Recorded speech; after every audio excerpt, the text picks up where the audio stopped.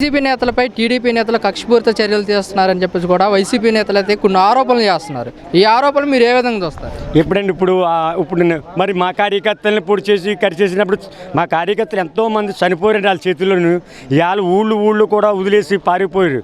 ఎవరో మన మాసవరం ఒక ఎమ్మెల్యే ఈఎంఐని బదలగొట్టేటప్పటికి ప్రభుత్వం ఏ దారి తీసుకోలేదు. ఆయన కూడా రామకృష్ణ అండి, ఆయన చేశాడు. ఆడ చేసిన దుర్మార్గం మా ఎమ్మెల్యేలు కూటమిలో ఉన్న ఎమ్మెల్యే కానీ, జనసేనలో ఉన్న ఎమ్మెల్యే కానీ, బీజేపీలో ఉన్న ఎమ్మెల్యే కానీ ఎక్కడైనా అల్లరి చేశారా? మీ మీడియా చూస్తున్నారు, అంతా మీకు తెలుసు. ఏ ప్రభుత్వంలో దుర్మార్గం పాలన ఉందో ఈ ప్రభుత్వంలో ఇంతకింత గతంలో 15 సంవత్సరాలు 10 సంవత్సరాలు చేశాడు. ఆయన చేసినప్పుడు ఏ అరాచకాలు లేవు మనకి. ఇప్పుడు అదే పాలన ఇప్పిస్తారు చంద్రబాబు నాయుడు గారు.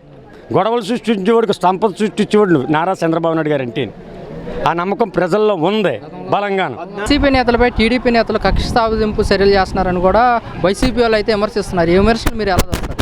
సోషల్ మీడియా అనేది ఎవరికి అనుకూలంగా రాసుకుంటుంటారు. వాస్తవాలకైతే ఎక్కడ ఏమి చేయలేదు. ఈరోజు మన వాళ్ళు అభివృద్ధి బాట ఎటు చేయాలా, ఏం చేయాలా, స్టాండ్ ఎట్లా తీసుకోవాలా, ఈరోజు మంత్రివర్గం ఏర్పడుతుంది, వీటిల్లో ఉన్నారు తప్ప ఎవరో సోషల్ మీడియాలో ఊహించిన విధంగా ఎక్కడెక్కడో నరికేసినట్టు కాలు నరికేసి సోషల్ మీడియాని దయచేసి నమ్మొద్దు. వాస్తవాలకు దగ్గర ఉండండి, జనాలు అర్థం చేసుకోండి. ఎక్కడ ఏమీ జరగట్లేదు. పోలీసు వ్యవస్థ ఎక్కడికక్కడ ఉంది. అపోజిషన్ పార్టీ వాళ్ళు చేసినంత కక్ష సాధింపులు చంద్రబాబు నాయుడు కానీ, పవన్ కళ్యాణ్ గారు కానీ ఎక్కడ చేయరు.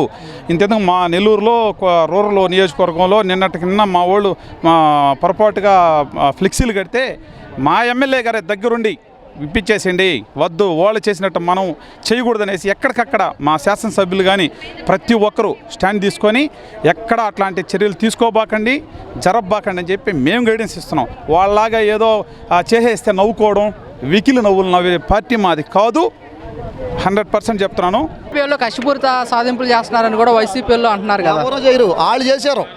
కక్షపూరిత పిల్లలతో సహా పెద్దలతో సహా చంపేశారు కాబట్టి వ్యతిరేకత. 164 సీట్లు గెలిచారంటే వ్యతిరేకత. వైసీపీ నేతలపై టీడీపీ నేతలు కక్షపూరిత సాధింపులు చేస్తున్నారని కూడా వైసీపీ వాళ్ళు అయితే విమర్శిస్తున్నారు. ఈ విమర్శలు మీరు ఏ విధంగా చూస్తారు? 2019 వాళ్ళు నిజంగా కక్షపూరిత చేసి ఉంటే మేము కూడా 2024 అదే తీర్పు ఉంటుంది అంతే. 2019 ఏదైతే వైసీపీ నాయకులు తీర్పు ఇచ్చారో 2024 కూడా అదే కూడా ఉంటుంది. వైసీపీ నేతలపై టీడీపీలో కక్షపూరిత సాధింపులు చేస్తున్నారని కూడా వైసీపీలో అయితే విమర్శిస్తున్నారు. ఈ విమర్శలు ఏ విధంగా చూస్తారు? వాళ్ళు గతంలో మాట్లాడిన మాటలకి ఇప్పుడు మాట్లాడిన మాటలకి మీరు చూడండి, ఒకసారి చూస్తే కనుక మీకు అర్థమవుద్ది.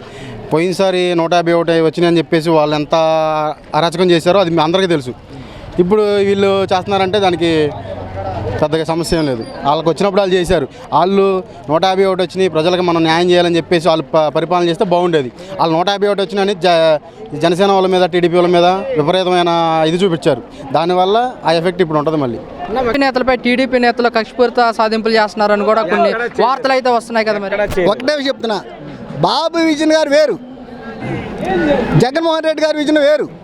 ఆ విజయంలో జరిగిందంతా ఈ విజయంలో జరుగుతుందని వాళ్ళ ఆలోచనే తప్ప అది జరగకూడదు కూడా, జరగబోదు కూడా. వాళ్ళు కక్షపూరిత సాధింపులు చేస్తున్నారని కూడా వైసీపీ వాళ్ళు ఆరోపిస్తున్నారు. కక్షపూరిత చేసే అంత దౌర్భాగ్యపు పార్టీ కాదు మనది. ఒక క్రమశిక్షణతో ఉండే పార్టీ మన తెలుగుదేశం పార్టీ. అలాంటి పార్టీ వారు కక్ష సాధింపులు ఎప్పుడూ సాధించరు. ఏదే కానీ అభివృద్ధి పైన చూపిస్తారు కానీ కక్ష సాధింపులు ఉండవు. అభివృద్ధి చేసి చూపిస్తారు చంద్రబాబు నాయుడు గారు.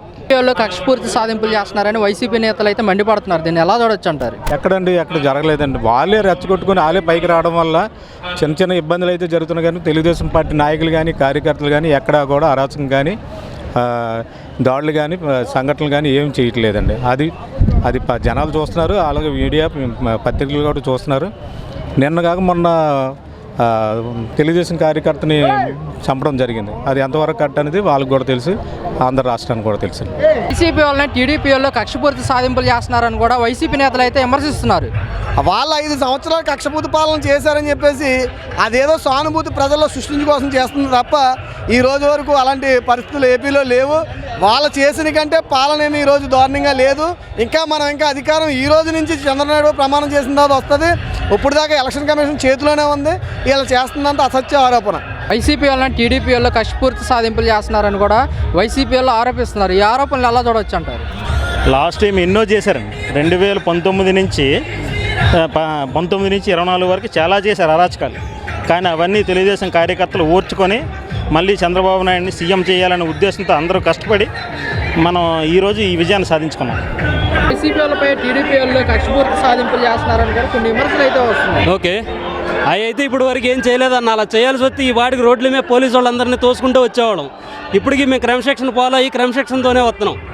వైసీపీ వాళ్ళలాగా మేము చేయాల్సి వస్తే కనుక ఈరోజు ఒక పోలీసు వాళ్ళు కూడా ఈ రోడ్డు మీద ఉండేవాళ్ళు కాదు. వైసీపీ నేతలపై టీడీపీ వాళ్ళు కక్షపూర్తి సాధింపులు చేస్తున్నారని కూడా వైసీపీ నేతలు అయితే విమర్శిస్తున్నారు. ఈ విమర్శను మీరు ఎలా చూస్తారు? కుక్క పోతుంటే కొత్త వాళ్ళు వచ్చినప్పుడు ప్రతి వాళ్ళని గౌగౌ అంటది. ఆ కుక్క ఇంటి కుక్క వీధి కుక్క అని మనం తెలుసుకోవాలి. అదే మేము ఇచ్చే కౌంటరు. మేడం, ముఖ్యంగా చూసుకున్నట్లయితే కనుక వైసీపీ నేతలపై టీడీపీ నేతలు కక్షపూర్తి సాధింపులు చేస్తున్నారని కూడా కొన్ని ఆరోపణలు అయితే వస్తున్నాయి. ఈ ఆరోపణలు మీరు ఎలా చూస్తారు? దీన్నైతే మేము ఖండిస్తున్నామండి. వాళ్ళు వైసీపీ నేతలు ఎంత ప్రెషర్ అయితే టీడీపీ వాళ్ళకి కానీ జనసేన వాళ్ళకి కానీ పెట్టారో, మా అధినేత పవన్ కళ్యాణ్ గారు ఒకటే చెప్పారు, మీరు కక్షపూర్వకంగా వెళ్ళమాకండి, ఏదైనా సరే సమస్యల మీద పోరాడమన్నారు. మేము జనసేన తరపున సమస్యల మీద పోరాడతాం. ఆంధ్రప్రదేశ్ బాగుపడాలి, సైకో పోవాలి అనుకున్నాం, పోయాడు. సైకిల్ రావాలనుకున్నాం, సైకిల్ వచ్చేసింది. ఇక అంతా మనకు మంచి రోజులే, దీంట్లో ఎటువంటి ప్రమాదం లేదు. ఇంకోటి ఏంటంటే అదేవిధంగా పాపం కంగారు పడుతూ ఉన్నారు వైసీపీ వాళ్ళు, వాళ్ళంతా వీళ్ళంతా పందాలు వేసిన వాళ్ళు కానీ, వైసీపీ కార్యకర్తలు కానీ, నాయకులు కానీ. అన్న ఎవరికి ఏ హాని ఉండదో, ఏ ప్రమాదం ఉండదో, కొడల నాని గారు కానీ, వల్లభనేని వంశీ గారు కానీ, అనిల్ కుమార్ యాదవ్ కానీ, రోజా కానీ, వీళ్ళంతా కూడా సురక్షితంగా ఉంటారు. ఆ బాధ్యత మా కార్యకర్తలకు వదిలేయండి, తెలుగుదేశం పార్టీ కార్యకర్తలకి. మేము ఎంత కష్టపడినా సరే వాళ్ళని మేము జాగ్రత్తగా చూసుకుంటామన్నా, నిజంగా చెప్తున్నాను. మీరేమి అనుకోమాకండి, మేము చూసుకుంటాం. వాళ్ళ బాధ్యత మాది, మాకు వదిలిపెట్టండి, సరేనా? నవరంధ్రాల్లో నవరత్నాలు దించుతామన్నా దయచేసి. మేము ఎందుకంటే నవరత్నాలు మంచిదే కదా, నువ్వే కదా పెట్టావు నవరత్నాలు మంచి అని చెప్పేసి, ఆ నవరత్నాలని నీకే దించుతాం, సరేనా? మాకు ఒక్క అవకాశం ఇవ్వు, సరేనా? ఒక్క ఛాన్స్. వైసీపీ నేతలపై టీడీపీ నేతలు కక్షపూర్తి సాధింపులు చేస్తున్నారని కూడా వైసీపీ నేతలు అయితే విమర్శిస్తున్నారు. ఈ విమర్శలు మీరు ఎలా చూస్తారు? ఒక్కటైతే ఏంటంటే ఇంతవరకు ఎప్పుడు ఇంత రాజకీయ మాకు తెలిసిన తర్వాత రాజకీయ జీవితంలో ఎప్పుడు ఇట్లా అంటే ఓటమి గెలుపు అనేది సహజం. కానీ వైసీపీ గెలిచిన తర్వాత ఏమైందంటే ప్రతిదీ ప్రతీకారం తీర్చుకోవాలనే ధోరణిలోనే ప్రభుత్వం నడిచింది 5 సంవత్సరాలు. ప్రతిదీ రివెంజ్, ఏదైనా వాళ్ళని ఇంకా మళ్ళీ ఛాన్స్ రాదేమో, ఒక్క ఛాన్స్ అని వచ్చాడు కదా, మళ్ళీ ఛాన్స్ రాదేమో, ఇప్పుడే తీర్చుకుందామని అన్నీ తీర్చేసుకున్నారు. ఇప్పుడు ఎప్పుడైనా సరే ఇంట్లో పెట్టి కొడితే పిల్లైనా పులి అవుతుందని అలా కార్యకర్తలు పులుల్లాగా మారి ఒక్కొక్కసారి అక్కడికి బాబుగారు చెప్తానే ఉన్నారు, వద్దు మన ఇది అది కాదు, మన నేచర్ అది కాదు, మనం కూల్గానే వెళ్దాము అని. కానీ కార్యకర్తలు ఇప్పుడు నన్ను కొట్టారనుకోండి, నేను కూడా అది తీర్చుకోవాలని అనుకుంటాను కదా, అలా ఉంది. లేకపోతే ప్రమాణ స్వీకారానికి ముందే కార్యకర్తలు అంత పగతో ఉన్నారంటే వాళ్ళ పాలనతో ఎంత విసిగిపోయారనేది జనమే అర్థమవుతుంది. మంచి పనులు చేయమని అడిగాం మేము. ఎవరో ఎంతవరకు ఏదో ఇబ్బంది పెట్టిన వాళ్ళ మీదకి ఎవరో వెళ్ళి ఉంటారు. మేము ఎందుకు వెళ్తాం సార్? మాకు ఇబ్బంది లేదు. మాకు సంక్షేమంగా కాక డెవలప్మెంట్ కావాలి. కక్షపూర్తి సాధింపులు అంటున్నారు పవన్ కళ్యాణ్ గారే. మేము ఎలాంటి కక్షపూర్తి సాధింపులు చేయమని పవన్ కళ్యాణ్ గారు అంటున్నారు. దీన్ని ఎలా చూడొచ్చండి? ఖచ్చితంగా చెప్పాం కదండి, కక్షపూరిత సాధింపులు ఎప్పుడూ ఉండదు. రాష్ట్రాన్ని అభివృద్ధి చేసి ఏదో ప్రజలకు రెవెన్యూ తీసుకొచ్చి చూడవచ్చు కానీ, మనం ఉద్యోగాలు చేయాలి కానీ కక్ష సాధింపులు చేస్తే ఏమొస్తుంది చెప్పండి? ఇప్పుడు వీళ్ళకి ఏం పరిస్థితి పట్టిందో అదే పరిస్థితి పడుతుంది. అలా కక్ష సాధింపులు ఏముండవు. ఏదైనా కానీ అభివృద్ధి చేసే దీనిగా సాధిస్తారని చెప్తున్నాం.